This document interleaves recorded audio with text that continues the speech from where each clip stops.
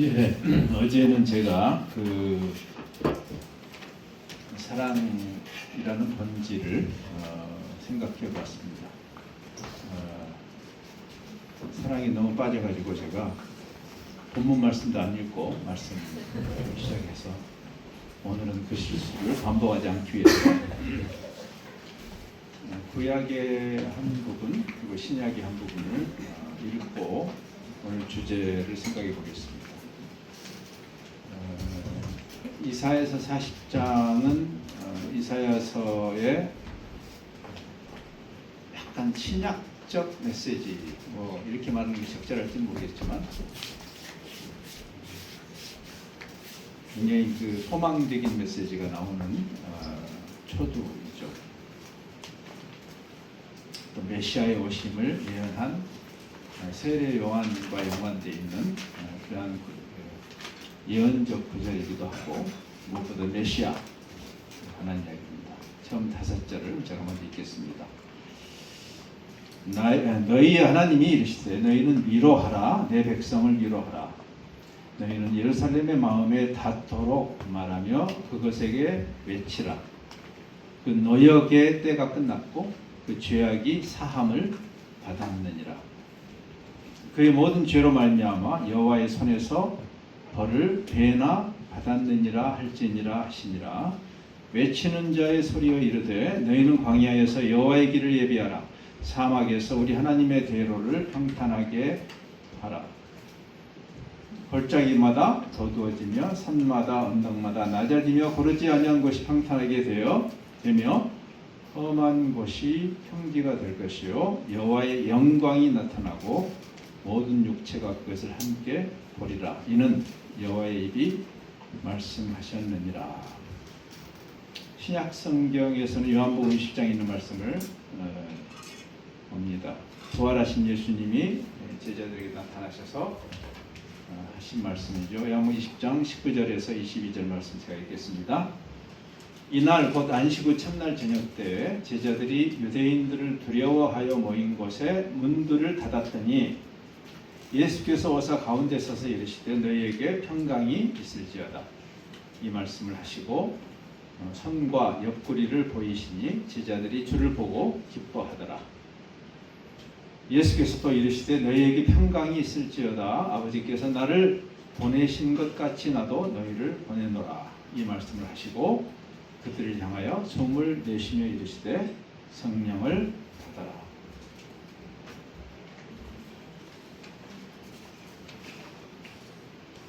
세상에 종교가 많은데 그 중에 또 하나의 종교인 기독교가 있다라고 말하기보다는 일반적으로 인간이 갖는 종교적 상식으로 기독교를 이해하면 안 되는 것이죠. 하나님이 사랑이시고 그리고 그 하나님이 우리를 향해서 사랑에 초청을 하시는 것이다. 어제 우리가 바울이 종교인 줄 알았다가 그래서 흑역사를 많이 만들고 나중에 그 진리 자체이신 그리스도를 만난 다음에 그의 눈에서 비늘이 떨어지는 그런 상징적 사건이 일어나죠. 제가 어제 그거를 잘못 알고 있던 것을 unlearn하는 일이 중요하다. 한자말로 손학이란 말을 지금 쓰고 있죠. 많이 unlearn하고 바른 깨달음으로 가는 relearn하는 재학. 평생 우리가 처음에 여러분이 신앙에 입문할 때 이해했던 단순 무식한 전도지 한 장으로 복음을 다 알아버린 것처럼 착각하지 말고 성숙한 단계로 어린아이의 일을 벗어나는 그런 평생 성화의 여정을 가야 하는데 그 본질에 사랑이라는 참으로 놀라운 하나님의 어떠하심 그리고 그분이 우리를 종교적 굴레로 씌우려고 하신 것이 아니다. 하나님이 세상을 사랑해서 독생자를 보내신 것이지 기독교란 종교를 만들어서 우리를 올가매려고 하신 것이 아니다. 그것을 바울이 깨달았고 그래서 자기의 흑역사를 인정하고 그리고 용감하게 그리고 솔직하게 사랑에 관한 것이야 라고 깨우쳐준 말씀을 보았습니다. 사랑의 본질이라는 것은 기독교 신앙이 단순히 어떤 추상적인 교리에 대해서 받아들이는 그 정도의 이야기가 아닌 것을 보여주죠. 사랑이라는 것은 관계적인 것입니다. 그래서 우리가 우리의 신앙에 대해서 근본적으로 어떤 관념적 이해를 뛰어넘어야 되는 거죠. 하나님이 관계적 존재시기 때문에 그렇습니다. 하나님은 그냥 천상천하에 유아 독존하시는, 제가 너무 사자성어를 많이 써서 미안해요. 그런 예수님 당시에 헬라나 로마 시대의 그 철학자들, 소크라테스나 플라톤이나 아리스토텔레스나 이런 탁월한 신학자들이 생각한 깊은 추상적 관념으로서의 진리가 아니고 성부, 성자, 성령의 대단히 인격적 공동체로서의 하나님을 드러내는 개념이에요. 사랑은 관계적인 거죠. 그렇죠? 그래서 그 하나님이 하나님의 형상으로 인간을 만드신 거죠. 우리도 관계적 피조물입니다. 그러니까 우리가 그 관계라는 그 사랑의 관계라는 본질을 놓치면 인간이 좀 흉해지죠. 종교가 아니라도 관계가 사람을 사람답게 하죠. 왜? 하나님이 인간을 하나님의 형상으로 만드셨으니까.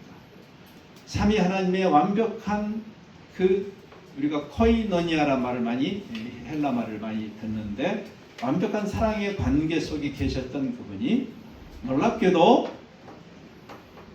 피조물 중에 인간을 하나님의 형상으로 만드셨다.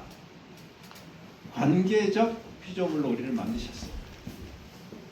그리고 우리끼리는 물론이지만 하나님과의 사랑의 관계로 우리를 초청하시는 대단히 놀라운 가르침입니다. 위대한 일이죠. 죄가 무슨 일을 했는가? 죄가 그 관계를 깨뜨린 거죠. 예수님의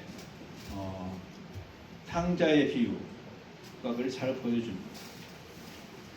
그 본질은 관계의 깨어짐이죠. 삶이 왜 어려울까? 왜 해를 조선일까? 왜 기쁨보다 슬픔이 더 클까? 이런 많은 표층적인 문제의 저변에 근원적으로 관계의 흐트러짐이 있어요. 그러니까 사실은 구원이라는 것은 우리가 예수 믿고 어느 날 그냥 요즘 젊은이들이 쓰는 말로 존버하고 있으면 어느 날 횡 하고 예수님 오셔가지고 천당이라는 것으로 뿅 가는 그런 가르침이 아니라는 거예요. 관계의 회복, 사랑의 관계의 회복이죠. 요한은 그런 면에서 믿음을 관계적으로 설명하죠. 영접이라는 단어를 쓰죠. 요한복음 1장에서. 영원하신 로고스, 그러니까 헬라 철학에서는 그 로고스를 하나의 관념적 개념으로 풀었다면 성경은 관계적 개념으로 소개하고 그 로고스가 하나의 관념이 아니라 말씀이 육신이 되어 인격으로 우리 곁에 오셨다. 예수를 믿는다는 것은 단순히 도구마에 사인을 하는 것이 아니라 그분을 영접하는 일이다. 여러분 신부를 먹듯이 남자와 여자가 서로 사랑에 빠져서 가정을 이루듯이 창조주 하나님과 피조물인 인간의 사랑의 관계로 이 놀라운 이야기예요. 정말 놀라운 이야기입니다. 하나님이 사랑이십니까? 그 하나님의 다스림 속으로 우리를 창조하신 그분의, 우리는 어차피 무엇인가의 다스림을 받고 있죠. 나는 무신론자라고 말하는 사람도 무엇인가 어떤 힘과 가치의 다스림을 받는 것이죠. 질문은 내가 다스림을 받느냐 안 받느냐의 이슈가 아니고 누구의 다스림을 받는가. 그것이 바로 하나님의 나라라는 개념이에요. 하나님 나라는 땅덩어리를 말하는 것이 아니고 저 창공에 있는 무슨 디즈니랜드가 아니라 거기 뿅 가는 것이 천국 가는 게 아니고 우리를 창조하신 사랑이신 그분의 다스리심이 회복되는 일이 구원이죠. 탕자가 돌아오는 일이죠. 아버지를 벗어나는, 그 사랑의 관계를 벗어나는 게 자유인 줄 알았죠. 그는. 그러나 그게 자유가 아니라는 것을 깨닫죠. 어린아이가 엄마의 품에서 진짜 자유한 것이지 엄마의 품을 벗어남으로 자유를 누리는 것이 아니듯 하나님이 우리를 애시당초에 그렇게 만드셨어요. 왜? 하나님이 그런 분이니까. 삼위 하나님의 완벽한 코이노니아. 근데 그 사랑은 어제 우리가 보았습니다. 그 사랑은 정의로운 사랑이다. 보통 인간 사회에서 사랑을 말할 때 그 어떤 법을 어기거나 또 우리가 남이가 하면서 카르텔을 형성할 때 흔히 사랑이란 말을 씁니다. 깡패들이 사랑을 말하죠. 의리 뭐 이런 말 하죠. 근데 거기에는 정의가 없기 때문에 그것은 성경이 말하는 사랑이 아니고 자기들 쫓아고 남을 짓밟는 악한 일이 되는 거죠. 사랑이라는 말이. 그러니까 사실 사랑도 하나님의 공의 또는 정의도 관계적인 개념입니다. 관계적인 개념. 오늘 우리가 이 개념을 조금 더 통전적으로 생각해 보는 밤이 되면 좋겠어요. 하나님의 나라, 하나님의 다스림이라고 할 때 하나님이 어떤 분인가, 그분의 어떠하심과 연관이 있죠. 하나님의 다스리심은. 근데 그 하나님을 사랑과 정의의 하나님 또는 은혜와 진리의 하나님, 이건 항상 한 세트예요. 구약 성경에. 여기 구약 학자가 계시니까 증명해 줄 거예요. 사랑과 정의, 은혜와 진리, 두 가지는 항상 함께 가는. 그러니까 우리가 분석적으로 사랑을 말하고 정의를 말할 수는 있지만 사실은 실천적으로 또는 실존적으로 하나예요. 정의로운 사랑이고 자비로운 정의다. 어제 우리가 이미 그 성경이 정의하는 사랑의 어떠함에 대해서 어제 우리가 봤죠. 근데 그 사랑은 불의를 기뻐하는 사랑이 아니고 진리와 함께 기뻐하는 사랑. 그래서 하나님의 사랑을 말해도 괜찮고 하나님의 정의를 말해도 괜찮아요. 결국은 똑같은 이야기를 하는 겁니다.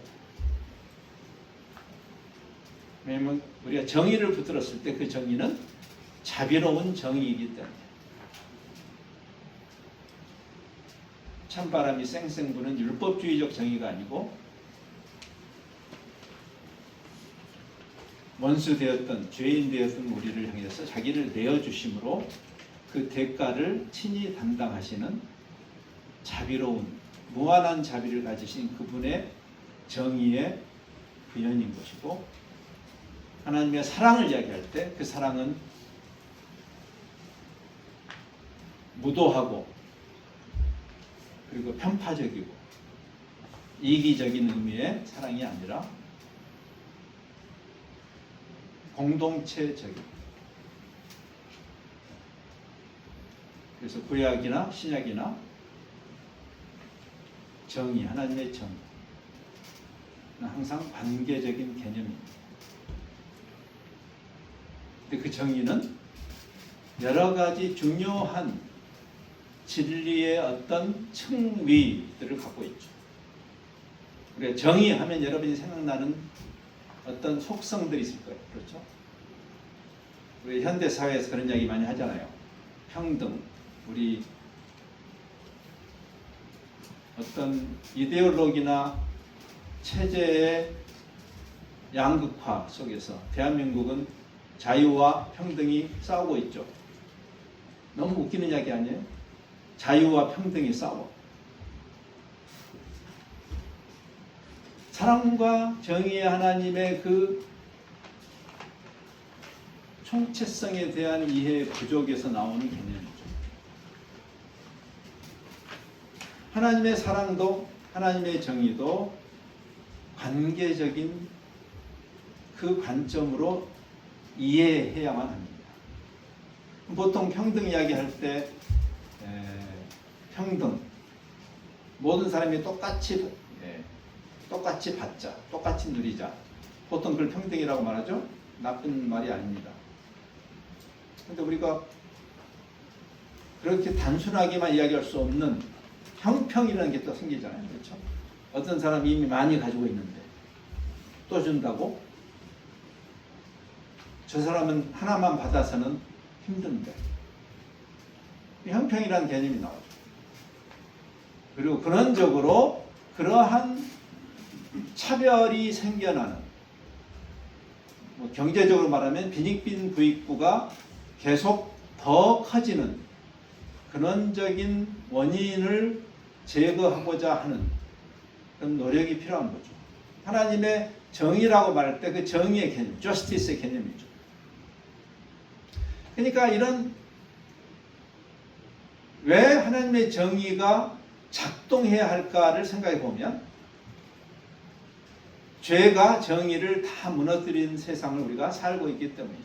오늘 이사야의 말씀이 그거를 굉장한 메타포로 잘 담아내고 있어요.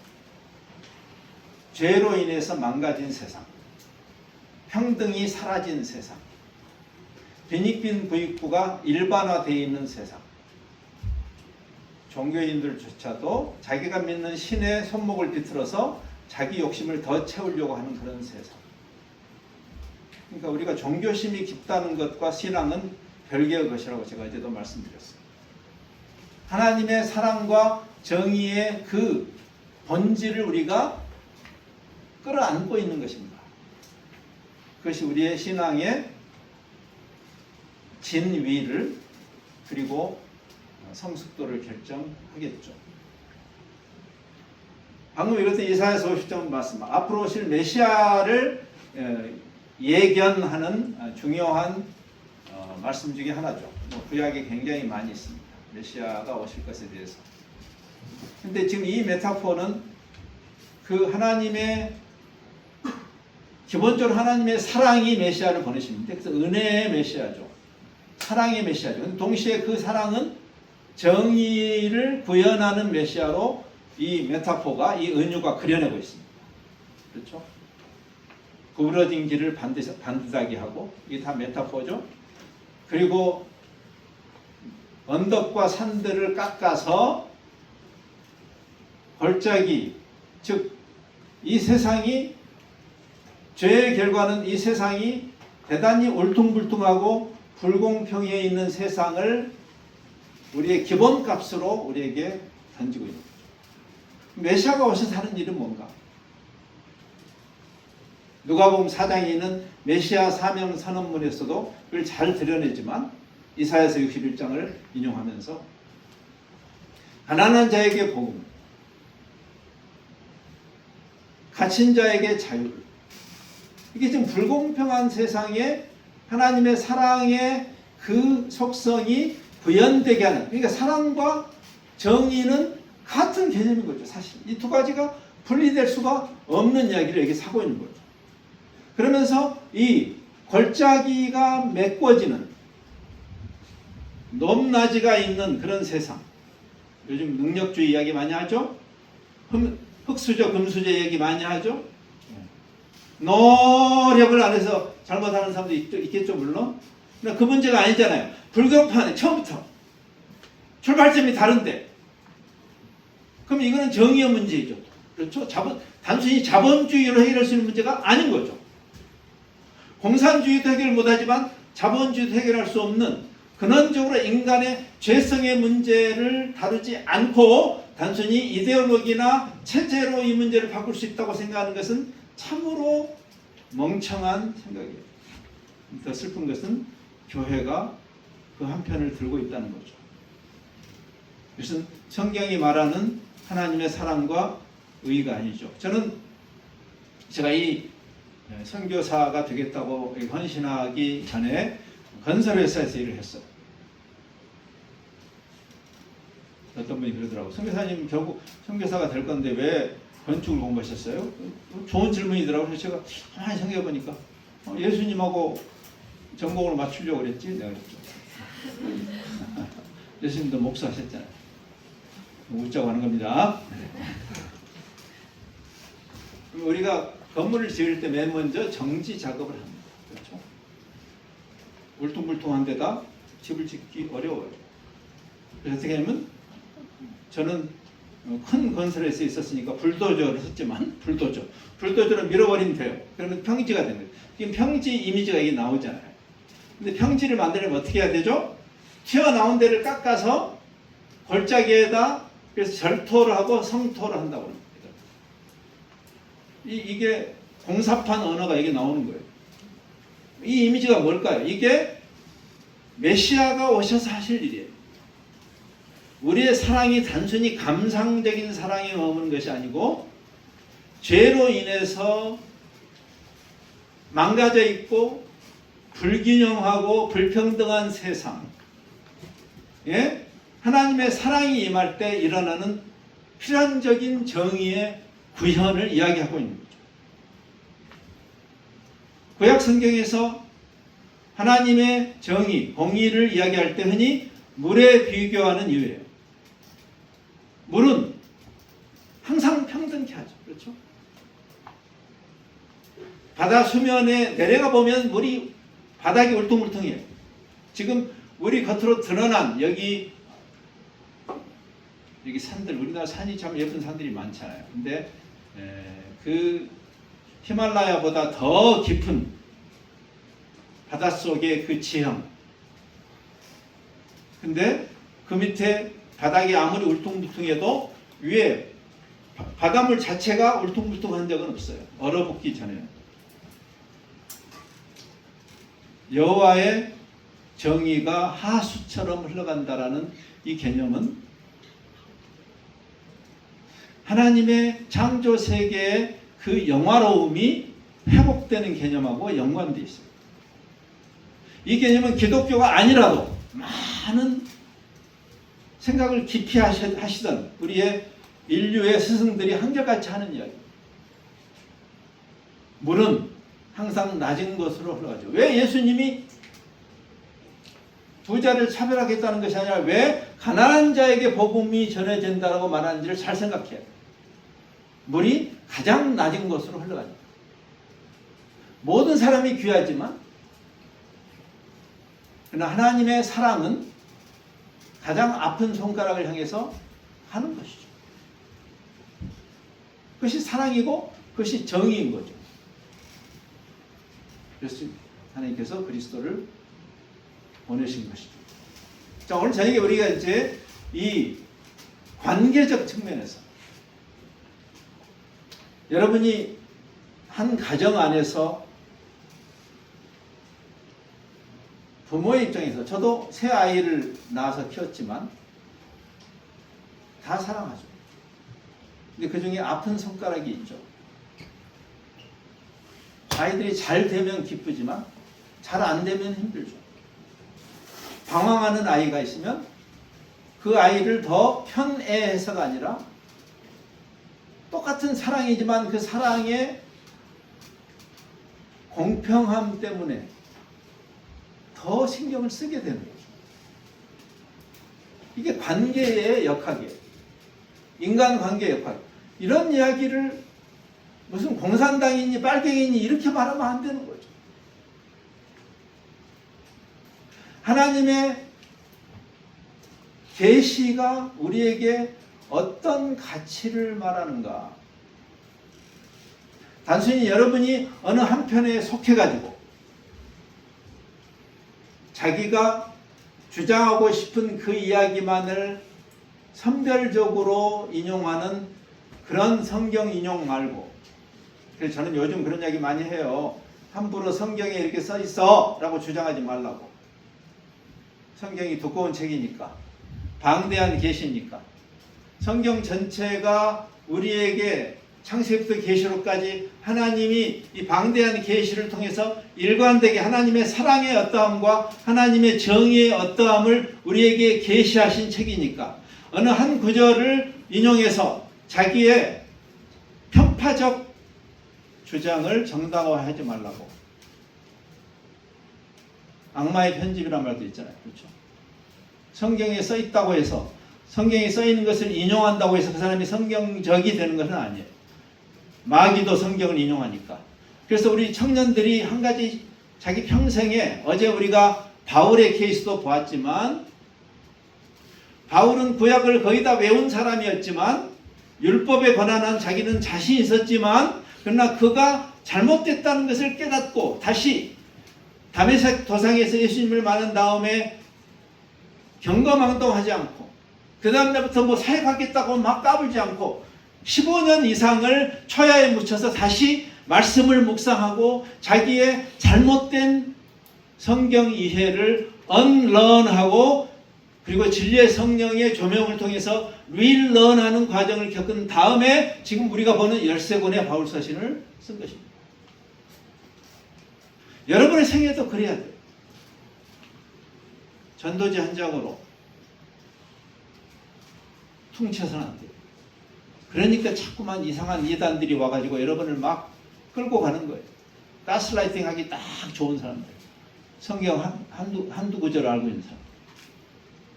말씀 속으로 다시 들어가야 되죠. 하나님의 빼어난 두 속성을 성경은 일관되게 우리에게 말하고, 그래서 우리가 오늘 자비로운 정의, 정의로운 사랑에 대해서 함께 생각해 보기를 바랍니다.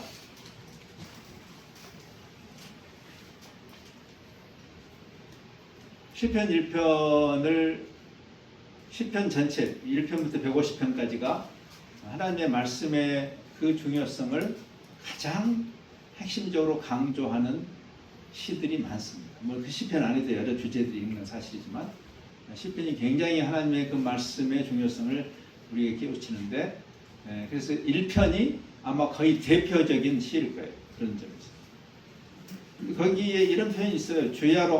주야로 여호와의 말씀을 묵상한다. 좀 생각해 봐야 돼요. 왜 주야로 묵상해야 될까? 1년 365일 하루 24시간 성경 공부하란 말은 아니겠죠? 설마? 그럼 불가능해요. 그럼 그 말이 무슨 말일까? 방금 제가 이야기했던 것처럼 하나님의 뜻을 분별한다는 것은 이단들이 하듯이 자기들이 하고 답정너죠. 답정너. 그렇죠? 자기 이미 딱 정해놓고 거기에 많은 것들을 갖다가 끼는, 이제 이런 거 조심해야 되고, 그렇게 주장하는 사람들에 대해서 여러분이 분별력을 가져야 돼요. 그럼 여러분 자신이 훨씬 더 말씀에 대한 통전적 이해 속으로 더 들어가야 돼요. 그래야 편파성을 벗어나요. 구약에서 굉장히 반복적으로 강조하는 중요한 개념이, 그래서 좌로나 우로나 치우치지 말라는 말이에요. 특별히 지금 이 시대를 살아가는 우리에게 대단히 중요한 성경의 가르침이죠. 여러분은 좌파입니까? 우파입니까? 예를 들어서 교회가 좌파 교회가 있고 우파 교회가 있다면 그것은 성경적으로 분명히 잘못된 현상일 거예요. 근데 제가 오늘 잠시 나누겠지만 슬프게도 2000년 교회 역사는 항상 어느 한쪽으로 치우쳤던 교회의 역사였어요. 초기 300년 빼놓고. 저는 1700년의 교회 역사는 가히 흑역사라고 할 수 있고, 아름다운 때도 있었지만 전반적으로 지금도 그 일이 계속되고 있어요. 그래서 오늘 그 문제를 좀 생각해 보겠습니다. 하나님의 사랑, 하나님의 정의라는 그 개념 속에서 성경이 우리에게 무엇을 이야기하는지, 어떤 분들은 이렇게 생각할 거예요. 가만히 있자. 처음 300년 말고 그러면 지난 500년 전에 개혁자들이 회복하지 않았나? 진리를? 참으로 중요한 일을 했어요. 500년 전에 개혁자들이 오직 말씀으로, 말씀에 근거해서 그 중세의 암흑기에서 벗어나는 그런 발버둥을 쳤습니다. 근데 그때 개혁자들이 이렇게 말했어요. 500년 전에. 개혁이 끝나지 않았다고 얘기했어요. 개혁이 시작된 거죠. 근데 지난 500년의 역사를 정직하게 들여다보면 용두사미가 된 면이 있습니다. 흐지부지 됐어요. 그때 그 개혁자들이 우리를 포함한 후대의 후배들에게 이걸 주문했어요. 항상 말씀에 근거해서 그 시대의 교회는 바로잡는 일을 해야 됩니다. 개혁을 해야 됩니다. 항상 개혁하는 교회. 근데 그 근거는 말씀이죠. 솔라 스크립투라. 말씀의 창세기부터 계시록에 이르는 그런 총체성 안에서 우리가 하나님의 빼어난 사랑과 정의의 그 속성에 우리 자신을 이 존재 무게를 실지 않으면 우리는 바울이 반성하고 있는 그 종교꾼으로 전락하게 되죠. 그리고 그 건강한 균형을 놓치는 순간 우리의 종교가 우리와 남을 죽입니다. 역사는 종교가 마치 칼 마르크스가 종교는 인민의 아편이라고 한 말이 사실이에요. 다시 말해요. 칼 마르크스의 말은 사실입니다. 제가 그래서 어제 말했어요. 종교가 아니라 기독교가 진리가 아니고 그리스도가 진리라고. 종교가 아니고 사랑이라고. 지금 그것을 아우성을 치는 거예요. 바울이. 사랑이다. 사랑이다. 사랑이다. 하나님은 사랑이시다. 하나님은 정의이시다. 그래서 성경은 어떤 구절을 가지고 교회가 폭력을 행사하고 차라리 종교가 없었더라면 이런 전쟁이 없었을 터입니다. 여러분 지금 저는 여기 우리 장로님도 계시지만 저를 포함한 조금 나이 지긋한 분들은 대부분 냉전시대 작품이에요. 냉전시대. 1917년 볼셰비키 혁명 이래로 온 세상이 70여년간 동서진영으로 구소련 이 공산혁명을 일으켜서 온 세상을 공산화하려고 했던 그 소련 줄에 선 나라들 북한과 중국과 많은 동유럽과 여러 나라들이 있었고 그리고 그 반공을 앞세워서 치열하게 싸웠던 미국이라는 큰형님 뒤에 졸졸 따라다니는 두 그룹으로 세상이 나눠져 있습니다. 누가 옳은가요? 우리는 오랫동안 우리가 옳다고 생각했어요. 우리는 오랫동안 공산주의만 없어지면 세상이 좋아질 거라고 생각했어요. 틀렸어요. 공산주의가 문제가 아니라 그 공산주의라는 이상한 체제와 이데올로기를 통해서 수많은 사람들에게 폭력을 행사한 그 사탄의 그 세력과 우리가 끊임없이 씨름을 했어요. 우리는 근데 한 이데올로기를 제거하면 될 줄 알았죠. 1989년에 베른 장벽이 무너지고 그래서 이제 온 세상에 평화가 올 거라고 생각했어요. 지금 아프리카에서 그동안 커피 일을 하던 내 아들이 잠시 지금 한국에 와 있는데 그래서 원래는 여기 제 안에도 오려고 했다가 우리 아들이 오는 바람에 오지 못했습니다. 걔가 오랫동안 르완다라는 나라에 살았어요. 르완다. 냉전이 끝나면서 그 르완다라는 나라가 피바다가 됐어요. 참 희한한 일이죠. 공산주의가 뒤로 물러났는데 온 세상에서. 근데 더 큰 피 흘림이 있었어요. 유고슬라비아 많은 이야기를 할 수 있어요. 그러니까 공산주의가 괜찮다는 말을 하자는 게 아니에요. 진짜 문제가 무엇이냐? 성경은 무엇을 이야기하는가? 무엇이 문제라고 말하는가? 히틀러가 반공주의자면 히틀러가 괜찮은 사람이에요? 히틀러는 반공주의자입니다. 히틀러를 제거하기 위해서 싸웠던 스탈린은 괜찮은 사람이에요? 왜 성경이 어떤 가이사가 좌든 우든 그 어쪽 한편에 교회가 편들지 말라고 하는지에 대한 깊은 이해가 필요해요. 이것이 하나님의 사랑과 하나님의 정의를 이해하면서 대단히 현실적으로 중요한 이슈예요. 우리나라도 지금 마찬가지죠. 그 냉전이 무너진 다음에 1993년에 직후에 그 세뮤엘 헌팅턴이라는 분이 역사학자고 사회학자죠. 그분이 미래를 예측하는 책을 썼죠. 문명의 충돌이라는 유명한 책을 썼습니다. 이제 이데올로기의 충돌이 끝났으니 이제는 여러 문명권들 사이에 충돌이 있을 것이다. 실제로 그 일이 일어났는데 그 일이 어떻게 일어났어요? 종교 간의 충돌의 형태로 일어났어요. 기독교를 포함해서. 정신 차려야 돼요. 기독교를 표방하는 데를 지지하면 거기가 진리가 되는 것이 아니고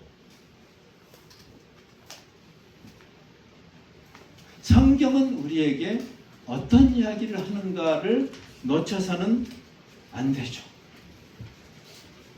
왜 종교 전쟁의 형태로 일어났을까요? 이것은 2000년 역사 내내 일어났던 이야기입니다. 왜 마르크스가 종교가 아편이라고 했을까요? 아편을 맞으면 사람이요 판단력을 잃어. 저는 여러분이 종교꾼이 되지 않기를 바라는 마음으로 이야기를 하는 거예요. 어제도 제가 제발 종교꾼이 되지 말고 사랑꾼이 되라고.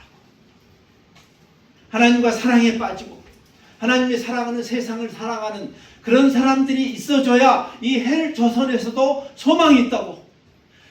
종교꾼들이 너무 나는 선교사 때 나 종교꾼 싫어. 진심으로. 이런 게 기독교라면 저는 파괴하고 싶습니다. 나 물리고 싶어요. 내 신앙. 근데 그게 기독교 본질이 아닌 것을 성경이 말하기 때문에. 지금 우리가 목도하고 있는 2000년 역사 속에 도무지 변치 않는 심지어는 종교 개혁자들이 그렇게 노력해서 회복했던 그 복음의 복음됨 하나님의 사랑과 정의의 다스림이 일어나지 않고 있는 이 속에서 이제 여러분이 다시 말씀의 총체성을 가지고 분별해야 돼요. 미래는 여러분의 손에 달려있습니다. 젊은이들 손에 달려있습니다. 저를 포함한 앞세대가 잘못했습니까? 이것은 확실히 잘못한 겁니다. 함부로 좌파나 우파가 되었던 우리의 잘못에 대해서 너는 좌로나 우로나 치우치지 마라. 왜? 좌우의 이슈가 아니냐면 좌우라는 것은 상대적인 개념이기 때문에 그래요. 변수이기 때문에 상수를 가지고 이 문제를 다뤄야 돼요. 성경, 하나님의 말씀, 아버지의 말씀은 진리입니다. 예수님께서 요한복음 17장에서 교회를 위해서 중보기도를 하실 때 저들을 지켜주십시오. 교회를. 저들을 진리로 지켜주십시오. 진리로. 파벌로 말고. 그러면서 아버지의 말씀이 진리라고 하셨어요. 근데 그 말씀 전체가 누구를 드러내냐면 그리스도를 가리켜요. 그러므로 그리스도가 사실 진리죠. 사실 엄밀히 말하면 성경이 진리가 아니라 성경이 가리키는 그리스도가 진리인 거죠. 내가 곧 길이다. 내가 곧 진리다. 내가 곧 생명이다. 주님은 좌파일까요? 우파일까요? 그런 질문 자체가 얼마나 신성모독적인 질문일까요? 여러분이 지금 앉아있는 자리에서 여러분 오른쪽에 있는 형제나 자매를 한번 보세요. 우파입니다. 여러분 오른쪽에 있습니다. 좌측에 있는 형제나 자매를 보세요. 좌파죠. 좌우라는 것은 상대적인 것입니다. 여러분이 앉아있는 입장에서 이쪽 끝은 극좌네, 이쪽 끝은 극우네. 여러분, 변수 가지고 진리를 규명해서는 안 되는 일이에요. 제가 보면요, 이게 또 뒤집혀요. 이쪽이 그거야. 제가 보면. 변화하는 세상 속에서 변치 않는 진리를 붙든 자들로 지켜주옵소서. 그게 주님의 기도예요. 교회를 위한 기도. 우리가 그러해야 돼요. 현실적으로 우리 한반도는 지금도 전쟁이 끝나지 않은 상태죠. 그래서 우리는 이 이데올로기라는 엄청난 폭력 아래 지난 오랜 세월, 저도 제가 태어났을 때 이미 결정되어 있는 이데올로기의 극심한 부딪힘이 결정될 때 저도 태어났어요.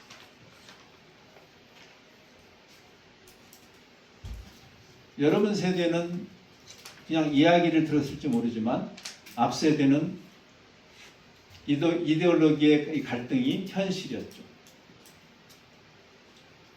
저희 작은아버지도 동란 중에 납북되셨어요. 저와 우리 형제간도 그 작은아버지가 납북된 사실 때문에 연좌죄, 성분이 의심스러운 가정, 우리 가정이 공산주의를 좋아할 이유가 하나도 없어요. 피해자니까. 그것이 우리 현실이죠. 어떤 일을 이야기하면, 하나님의 말씀에 근거해서 어떤 것을 주장하면 좌니 우니하고 온 세상은 우리를 손가락질하죠. 여러분은 어느 편에 서야 되는 거예요? 성경은 말해요. 좌도 우도 쓰지 말고 변수 아닌 상수에 해당하는 하나님의 말씀의 분별, 사랑과 정의의 하나님의 그 상수를 가지고 이 세상을 향해서 선지자적인 역할을 하여라. 그게 성경이 여러분에게 요구하시는 거예요. 왕이 잘못하면 왕을 책망하는 것이 선지자가 해야 되고, 왕을 책망하면 우리를 좌파라 그럴 거예요. 백성이 잘못하면 백성을 하나님의 말씀에 근거해서 옳지 않다고 말하는 것이 선지자의 역할이고, 백성을 책망하면 우리를 우파라 그럴 겁니다. 좌가 옳아요, 우가 옳아요. 그래서 다시 말씀으로 들어가야 돼요. 그렇죠? 편향성에 의해서 편들지 말고 함부로 반공해야죠. 저도 반공주의자입니다. 그러나 그 반공을 왜 해요? 적어도 우리는 대한민국이 반공편에 서 있어서가 아니라, 적어도 교회는 하나님의 말씀에 근거해서 그 공산 폭정의 악행에 대해서 선지자적으로 말해야 되는 거죠. 그러면 똑같은 근거로 자본주의의 악에 대해서도 말해야 되지 않겠어요? 그러면 세상은 물을 거예요. 너는 좌냐 우냐? 좌로나 우로나 치우치지 않아야 되죠. 공산주의와 자본주의는 이란성 쌍둥이인 거 아시죠? 18세기 영국에서 일어난 그 산업혁명이 인간의 가치를 뒤집었어요. 인간의 가치보다 자본의 가치를 높이는, 그래서 실용적인 유물론이죠. 공산주의도 유물론이고 자본주의도 유물론이에요.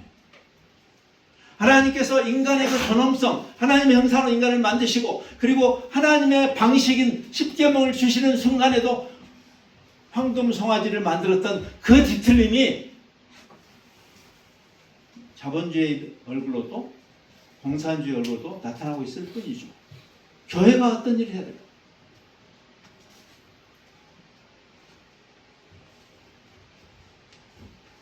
정파적이 돼서는 안 되는 거죠. 또는 기계적 중립, 회피도 옳지 않아요.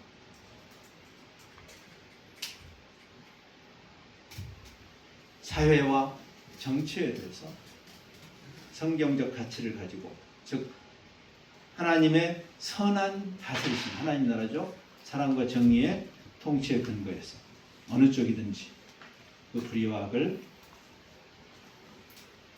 선제적으로 이야기하는 그러한 사람들이 직장에, 캠퍼스에, 사회에 있다면 소망이 생기지 않겠습니까? 여러분이 그걸 분별할 수 있는 더 깊은 성찰의 여정을, 주야로 묵상한다는 말의 뜻이 24시간 성경 공부란 말이 아니라 하나님은 이 상황에 대해서 성경은 어떻게 말하는가. 팀 켈러라는 제가 굉장히 좋아하는 분이 있어요. 얼마 전에 돌아가셨죠. 좀 더 활동을 많이 하셨으면 좋았을 텐데 암으로 가셨습니다. 그분이 그런 이야기 했어요. 교회마저도 좌우 양진영으로 나뉘어서 싸우고 있는 현실에 대해서 탄식하면서 그는 이렇게 말했습니다.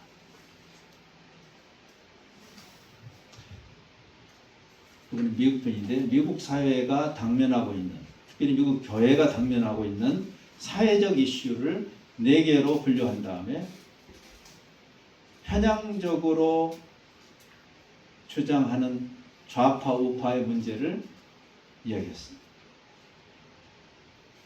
좌파는 가난한 자에게 빵을 주는 일 해야죠. 그렇죠? 예수님이 오셔서 맨 처음에 가난한 자에게 복음을 전하십니다. 좌파는 빈자 배려와 인종적인 정의, 요즘 인종차별 이야기 많이 나오죠. 육적인 이스라엘이 아닌 사람들은 휴먼 애니멀이라고 하면서, 휴먼 애니멀, 이런 말이 어디 있어요? 죽어도 괜찮다라고 말하는, 이게 하나님의 정의인가? 하나님의 사랑인가? 그래서 당연하게 이 가난한 자를 배려하고 그리고 인종적인 정의를 세우는 일을 해야죠. 근데 문제는 좌쪽에 있는 사람들이 이것만 붙들고 늘어져. 우쪽에 있는 기독교 우파라고 하는 사람들은 그 두 가지는 관심 없어. 그 이야기하면 공산당이라고 그래. 사회주의라고 공격해. 그러면서 우파는 생명 존중, 낙태 반대. 예, 생명 존중해야죠. 그리고 이성 간 결혼, 일부일체, 일부일처. 예, 성경적으로 맞죠. 문제는 우쪽에 있는 그리스도인들은 그것만 붙들고 있어. 남이야 굶어 죽든 얼어 죽든 상관없어. 이것이 문제죠. 왜 성경이 좌로나 우로나 치우치지 말라고? 왜 세월호하고 천안함이 싸워야 합니까? 왜 자유와 평등이 서로 상대방을 향해서 돌을 던지고 주먹질을 해야 됩니까? 왜 차별금지법 찬성파와 반대파가 싸워야 합니까? 차별금지법 안에 우리가 지켜야 할 것과 그리고 비판해야 할 것을 가지고 이야기하면 되지 않아요? 우리가 하나님의 말씀에 근거해서 그 안에서 우리가 지켜야 할 것, 그건 지켜야 하는 거죠. 그 안에서 우리가 비판해야 할 것은 고쳐야 하는 것. 그것이 바로 하나님의 백성이 해야 할 일 아닌가요? 하나님의 정의라는 말에 구체적인 우리가 처한 상황에 관한 이야기예요. 하나님의 정의를 막연한 추상적인 개념으로 치부하고 넘어가지 말고, 그러면 여러분이 속한 곳에서, 예? 여러분의 역할은 뭘까요? 크리스찬들의 역할. 쉽지 않아요. 왜냐하면 양쪽 다 우리를 향해서 돌을 던질 가능성이 높습니다. 예, 선지자들이 그랬어요. 왕들이 죽였고요, 백성들이 돌을 던졌습니다. 괜찮다고 하는, 자기 편 들어주는 거짓 선지자들이 인기가 짱이었어요. 구약시대. 교회의 역할이 뭘까요? 예, 제가 얼마 전에 한 이런 젊은이들 모임에 가서 말씀을 전하고 끝나고 나오는데 한 젊은이가 제게 다가오더니 선교사님 좀 저하고 대화하십시다. 여러분같이 젊은 친구예요. 20대. 이대남이더라고요. 이대남. 제가 미국과 이스라엘의 이란 폭격에 대해서 당연하게 비판했죠. 아파해야 된다. 기름값 올라가는 게 그렇게 문제예요.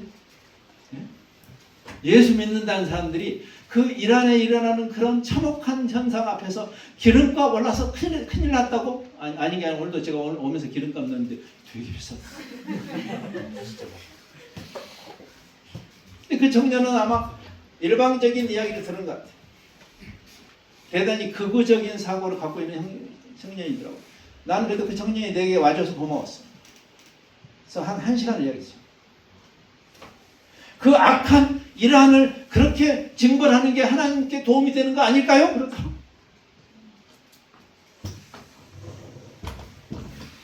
여러분, 나치 정권이 600만 유대인을 죽인 홀로코스트, 히브리 말로 쇼아, 그 사람들이 쇼아란 말을 쓰죠. 그 악한 겁니다. 전체적으로 우리가 그 문제를 비판해야죠. 공산체제, 스탈린과 모택동과 김일성이 저지른 잔혹행위를 당연하게 우리가 똑같은 자로, 군부 독재가 한 거 똑같은 자로 이슬람 근본주의 정권이 한 악행, 똑같은 자로 이스라엘과 미국의 팔레스틴과 레바논과 아랍 세계를 향한 잔혹행위를 비판하는 것이 하나님의 정의 아니겠어요? 스스로 자기 검열을 해야 한다면, 세상에 교회가 있어서 다행이다라고 해야 되잖아요. 교회의 역할이 그거 아니에요? 천재의 역할이? 불의한 편향성이 가득한 세상에서 교회가 복음의 증인이 된다는 의미가 뭘까요?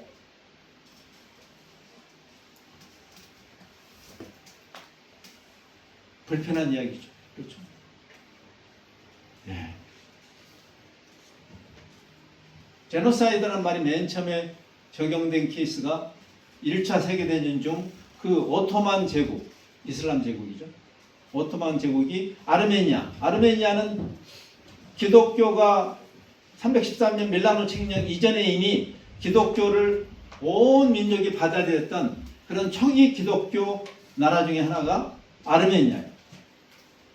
근데 아르메니아가 그 오토만 제국에 치하에 있으면서 강압적으로 개종을 요구받았죠. 근데 그거를 받아들이지 않았습니다. 많은 성도들이 신앙을 지켰어요. 그래서 그때 많이 죽였습니다. 우리 교회가 그 이슬람의 폭력에 대해서 말할 때 흔히 쓰는 케이스입니다. 제노사이드란 말이 그때 맨 처음에 이들에게 적용됐습니다. 인종학살. 100만 명에서 150만 명, 대부분이 크리스찬이었습니다. 예, 이거 악한 일입니다. 이건 악하다고 말해야 됩니다.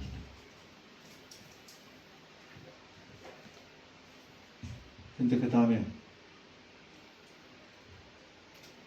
그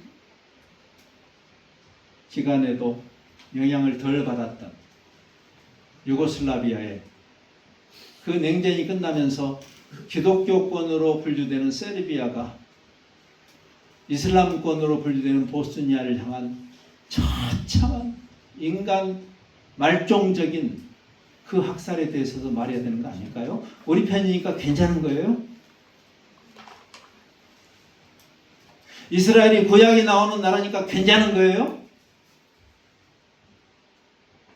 그 정도 실력으로 세상을 향해서 복음을 전하겠다고.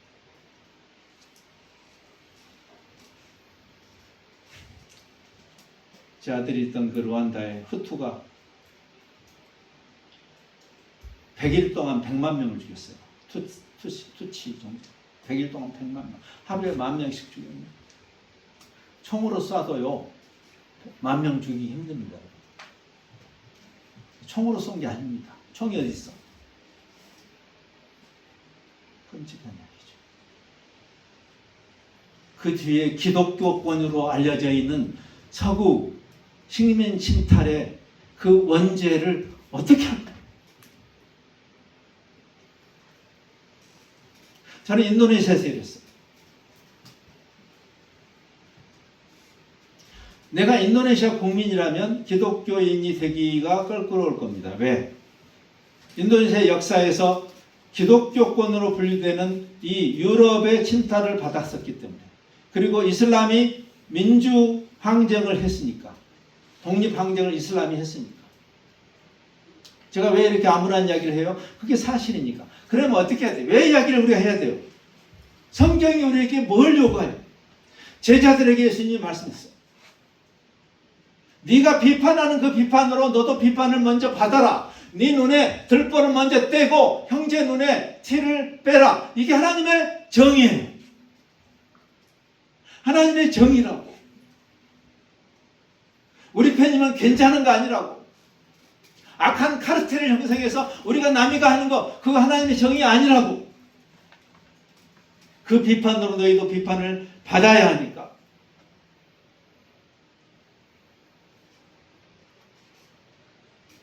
추축국의 만행에 대해서는 독일과 이탈리아와 일본의 만행에 대해서는 우리가 말하지만 전승국의 만행에 대해서는 말하지 않죠. 금년에 미국이 250주년입니다. 건국 250주년. 저 반미주의자 아니에요. 우리 막내 가정 거기 살고 내 사랑하는 손주, 눈에 넣어도 아프지 않을 우리 손주가 미국 사람이에요. 미국에 태어났습니다.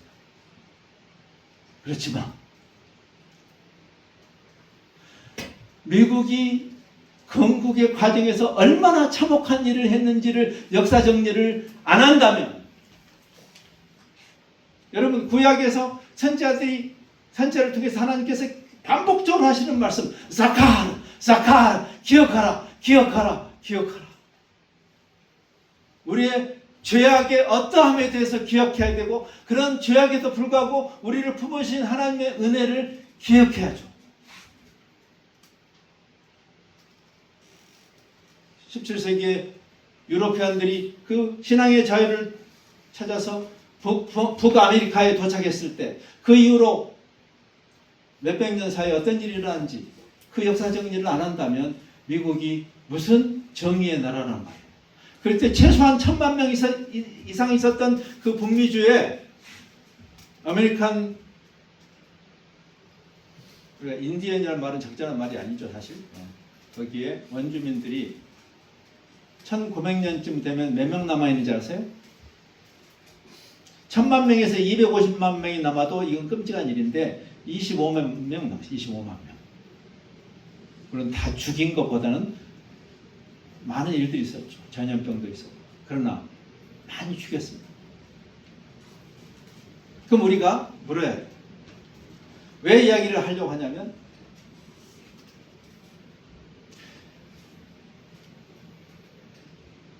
하나님께서 사랑과 정의를 드러내시는 이 일관된 계시의 절정에 그리스도의 십자가가 있기 때문이고, 오늘 본문 말씀, 신약 말씀, 이제 결론에 가야 될 시간이네요. 신약 말씀에서 주님이 이렇게 말씀하세요. 샬롬에 대해서 말씀하세요. 보통 히브리 말로 안녕하세요가 샬롬인 거 맞아요. 근데 지금 여기 본문을 보면 단순히 의례적인 안녕 그거 하신 거 아니에요. 다시 샬롬을 말씀하시면서 십자가의 흔적, 스티그마를 보여줍니다. 그리스도의 십자가의 그 손과 옆구리를 보여주시면서 샬롬의 어떠함을 이야기합니다. 즉 주님은 전쟁하러 오신 분이 아니고 샬롬을 이루러 오신 분이고, 그 샬롬을 이루는 방식은 힘을 길러서 원수를 제압하는 가이사의 방식이 아니라 그것은 가이사 왕국의 방식이에요. 예나 지금이나. 그렇죠? 힘센 나라가 다 제압하죠. 자기들은 핵을 갖고 있으면 남 못 갖게 하죠. 그게 가이사의 방식이에요. 누구 편을 드는 게 교회가 해야 할 일이에요? 독재자를 찾아가서 축복하는 게 목사가 해야 할 일이에요? 옛날에 빌리그레함이 그런 뻘짓을 했어요, 한동안. 그러다 깨달았어요. 리차드 닉슨의 그 워터게이트 사건을 통해서 크게 반성을 하게 됐어요. 그는 그때부터 이거는 교회가 할 일이 아니다. 가이사를 편을 드는 것은 교회가 할 일이 아니다.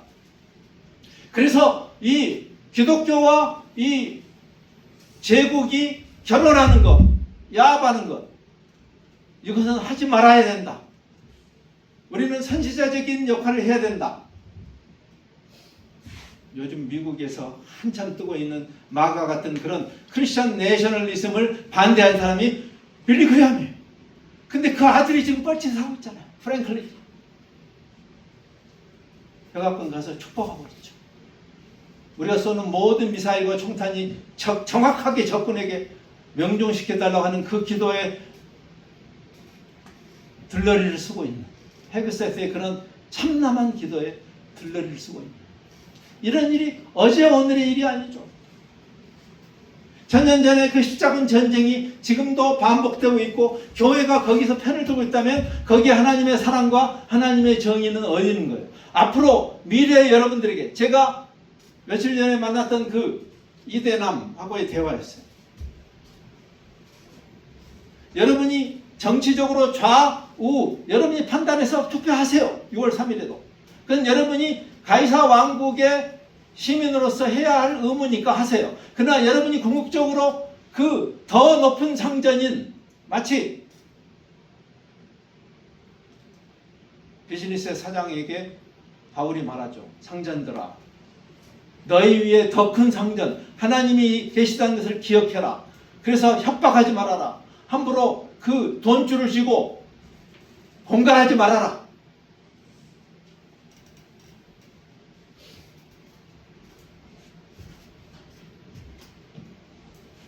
성경 우리에게 어떤 이야기를 합니까?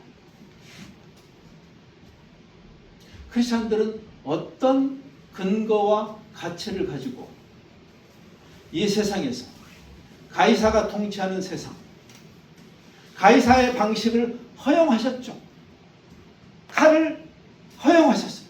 그러나 그것은 하나님 나라의 방식이 아니죠. 하나님 나라의 방식은 샬롬을 이루는데, 그 샬롬을 어떻게 이루냐면 우리가 힘을 길러서 제압하는 가이사 왕국의 방식이 아니라 예수님이 뭘 보여주셨어요? 십자가에 못 박히신 흔적을 보여주시고 이렇게 말해요. 봤지? 이게 샬롬을 이루는 방식이야. 이게 하나님 나라의 방식이야. 교회가 붙들어야 할 방식이야. 교회가 기득권의 편성에서 꿀 빨아먹으면 안 돼. 교회가 힘센 나라에 붙어 있으면 안 돼. 이런 전쟁을 정당화하는 그런 신학적인 신여 노릇을 하면 안 돼. 제가 아까 얘기했어요. 저를 포함한 우리 앞세대들이 잘못했어요. 이건 성경의 가르침이 아니에요. 그 당시에 십자군 전쟁을 벌일 때 교황 우르바누스 2세가 그때 면죄부를 맨 처음에 만들었어요. 여러분 500년 후에 종교 개혁 때 면벌부가 있었던 게 아니라 그때 이 거룩한 전쟁, 무슨 거룩한 전쟁이에요? 하나님의 나라를 위해서 성지를, 무슨 성지야? 그냥 이스라엘이지. 성지는 없습니다. 성전, 거룩한 전쟁도 없어요. 하나님의 사랑과 하나님의 정의가 있는 것이죠.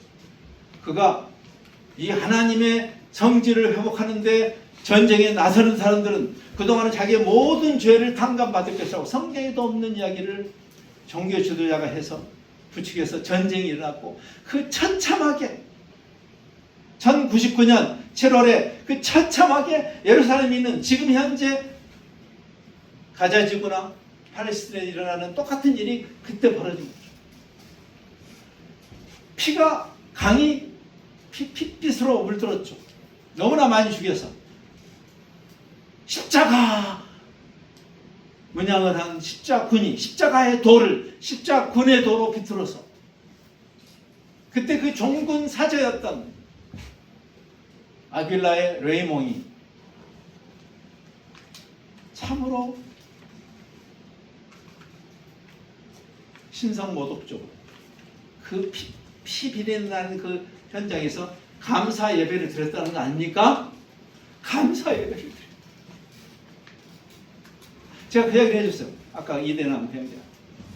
그게 주님의 방법일까? 주님은 어떤 싸움을 싸우러 가시는가? 선한 싸움을 선하게 싸워야 하는데 주님이 우리에게 가르치시고 주님이 십자가에서 보여주신 주님의 방식은 무엇인가? 이게 오늘 결론적으로 주님이 우리에게 가르치시는 내가 어떻게 했는지를 생각해봐라. 성부 하나님이 성자 그리스도를 어떻게 보내셨는가? 즉 하나님의 사랑과 하나님의 정의의 구현이 강대국을 형성해서 기독교 국가를 만들어서 그래서 무슬림을 포함한 또는 무신론자들을 포함한 교회 반대자들을 쓸어버리는 방식이 하나님의 방식일까? 그것이 성경이 우리에게 가르치는 방식일까? 제가 수많은 예화를 들 수 있어요. 2차 십자군 원정팀을 모집하기 위해서 중세 유명한 영성가라고 하는 베르나르라는 사람이 하나님의 사랑에 대한 묵상으로 많은 사람에게 클레르보의 베르나르 여러분 나중에 찾아보세요. 클레르보의 그 사람이 그리요 나중에 토마스 아퀴나스 같은 대단한 신학자에게 영향을 미친 참으로 깊은 묵상을 한 것 같았던 그가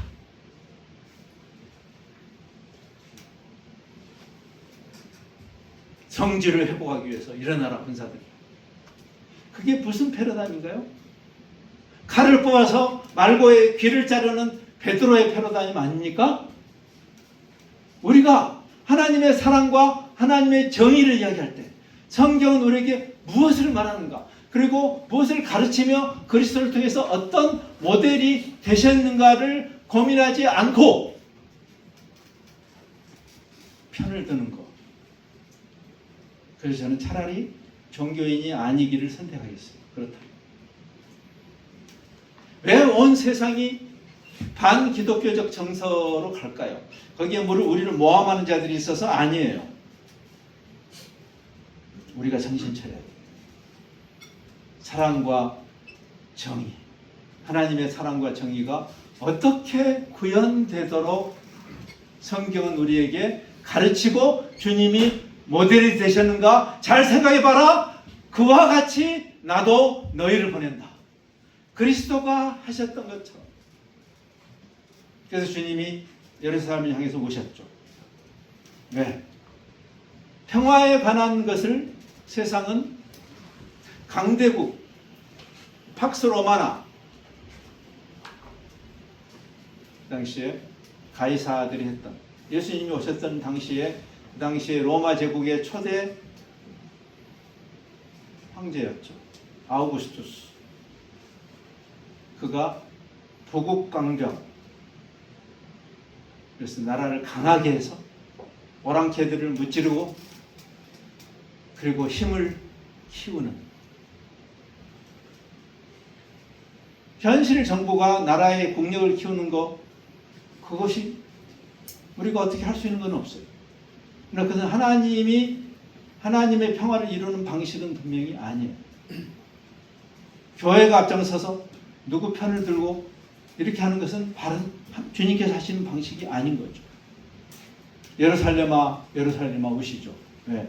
네가 평화에 관한 일을 알았다면 근데 모르는 거죠. 거룩한 성 예루살렘이라고 하는 그 성이 하나님의 그 샬롬의 방식에 대해서 이해를 못했고 방금 제가 잠깐 몇 가지 예를 들었지만 기독교 역사는 여지없이 가이사의 방식을 택하죠. 그래서 좌파 가이사냐 우파 가이사냐를 가지고 편가리기를 하죠. 우리끼리 꼴불견이죠. 거기에 소망이 없죠. 이제 여러분의 시대가 이미 왔어요. 여러분은 어떻게 하실 거예요? 여러분의 선배들이 망쳐놓은 거 그대로 따라갈 것이에요? 아니면 다시 말씀 속으로 깊이 들어가서 주님께서 우리에게 가르치신 그리고 요구하신 그 주님을 따르는 제자도의 길을 갈 것인가? 주님께서 제자도의 정점에서 이 말씀을 하시죠. 다시 십자가라는 결론으로 우리를 이끄시죠. 다시 십자가. 나를 따라올래? 제자는 주님을 따르는 자죠. 나를 따라올래?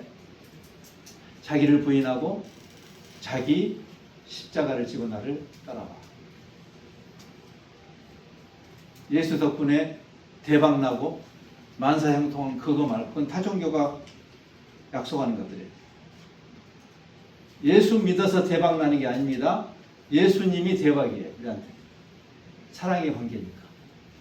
예수님이 대박이라고. 관식이가 예수님 소원을 제대로 못 들어줬어요. 상관없어요. 예수님.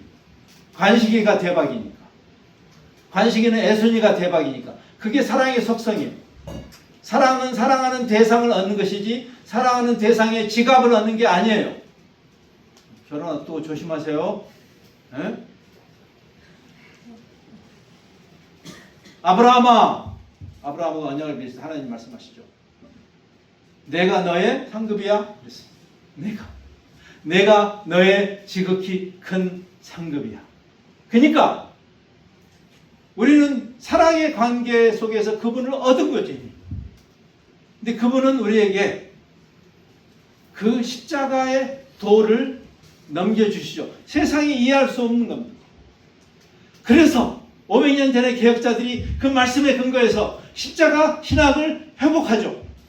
중세 암흑기가 영광의 신학이었어요. 예수 믿고 대박 나는 것. 우리 그런 거 좋아하잖아요. 그런 간증 많이 하잖아요. 근데 아세요?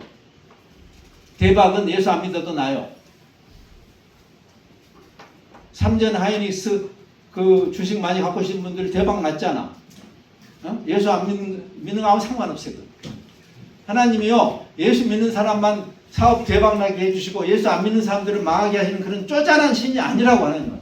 하나님은 악인과 선인에게 그리고 의인과 죄인에게 골고루 햇볕을 주시고 비를 주신다고 성경이 말했어요.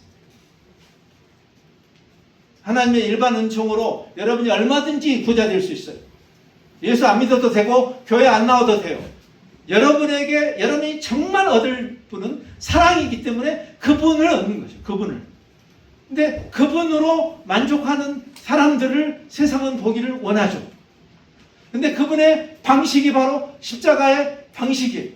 그래서 그 당시에 개혁자들이 1517년 10월 31일 여러분 그 유명한 이야기 아시죠? 그 95개 조항을 건 다음에 어떤 일이 일어나냐면 로마 교황청의 신학자들과 루터를 포함한 이 개혁자들 사이에 1년의 신학 논쟁들이 일어나기 시작해요. 그 유명한 사건 95개 조항을 건 6개월 후인 1518년 4월 말에 하이델베르크, 독일의 하이델베르크, 그 칸트, 임마누엘 칸트로 임한 그 도시에서 하이델베르크 신학 논쟁이 일어나요.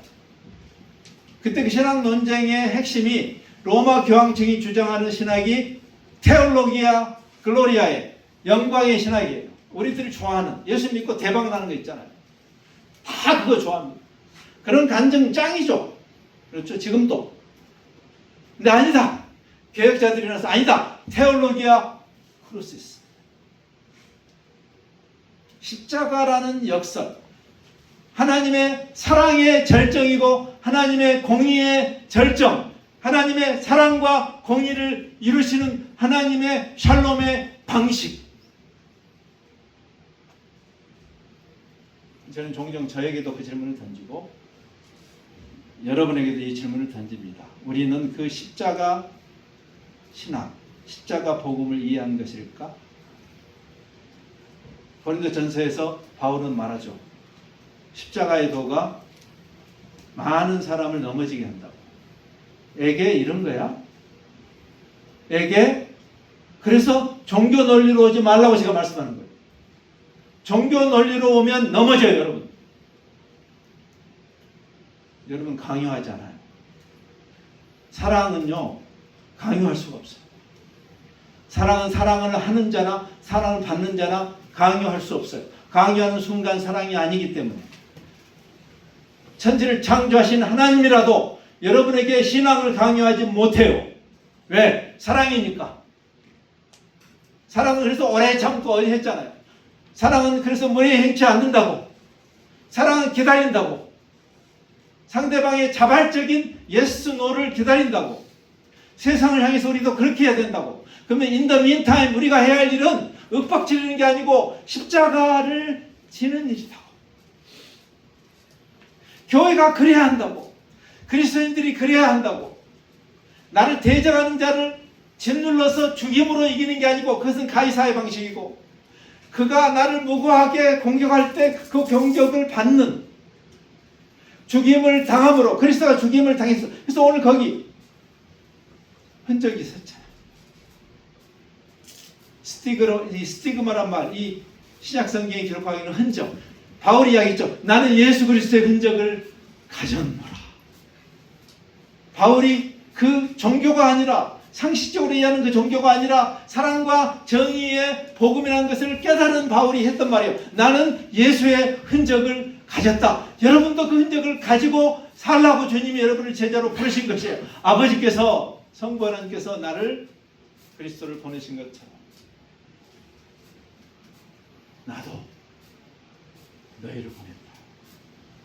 저는 말씀을 마치면서 한 가지 질문을 꼭 가지고 가시면 좋을 것 같아요.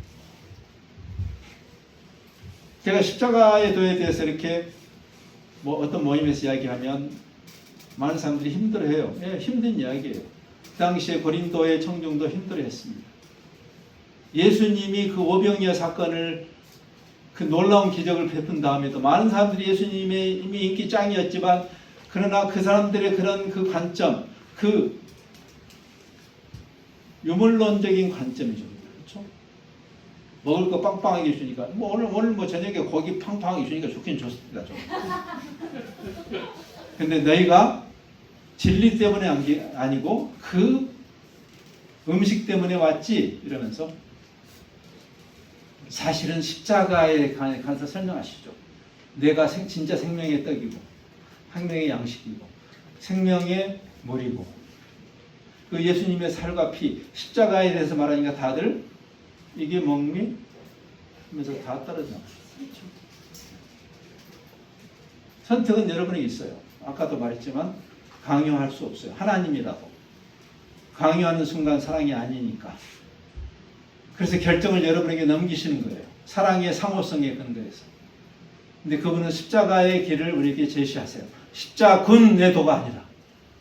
근데 슬프게도 2000년 교회 역사는 십자군으로 뒤틀었어요. 지금도 광장에 나가서 태극기와 성교기와 이스라엘 길을 왜 흔드냐고. 십자군의 도죠. 그게 더 종교적인 논리에 맞아 보이니까 결정을 해야 돼요. 성경 우리에게 뭐라고 말씀해요? 주님이 우리에게 보여주신 그 상처가 무엇인지, 진정한 샬롬의 방도가 무엇인지, 교회가 이 역사 속에서 어떤 역할을 해야 되는지, 파퓰리즘의 어느 쪽이든 좌든 우든 파퓰리즘에 동요하지 않고 진리 위에 서서 yes, no를 해야 하고, 그것 때문에 양쪽에서 다 싫어하더라도 어쩔 수 없는 거죠.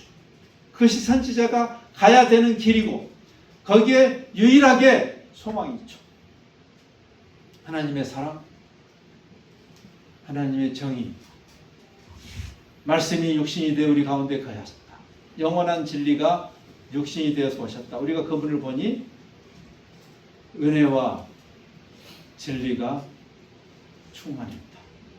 세상이 여러분을 보면 종교꾼이 보이지 않기를 바라고, 세상이 여러분을 볼 때 사랑과 정의가 가득한 사람들, 도대체 뭘 믿고 저렇게 당당한가?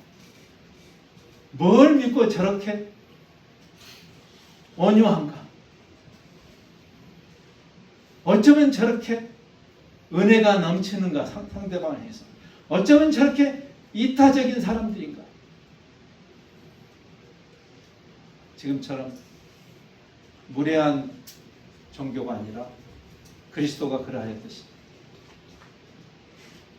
그래서 바로 그 일을 위해서 성령님이 오신다고 여기 마지막 말이 여기 성령을 받으라. 그리스도의 영이시죠. 그분은 사랑과 정의의 영이십니다. 신기한 일을 행하시는 그런 영 말고 성령이 그리스도가 그 십자가상에서 이루신 하나님의 사랑과 정의의 그 결정체를 가지고 계신 그분이 여러분 안에 내주하시죠. 여러분 안에 성령이 계시다면 여러분은 어떤 사람일까요? 어떻게 여러분의 존재와 삶이 드러나야 할까요? 오늘이 성령 강림절이죠. 오늘이 석가모니 탄신이기도 합니다. 종교의 대통합이 일어나는 날입니다. 그 하나님, 십자가를 지신 샬롬의 그리스도의 영이 여러분 안에서 그 하나님의 사랑을, 그 하나님의 정의를 풍성하게 드러내는 여러분의 존재와 삶의 여정이 되기를 바랍니다. 기도하겠습니다.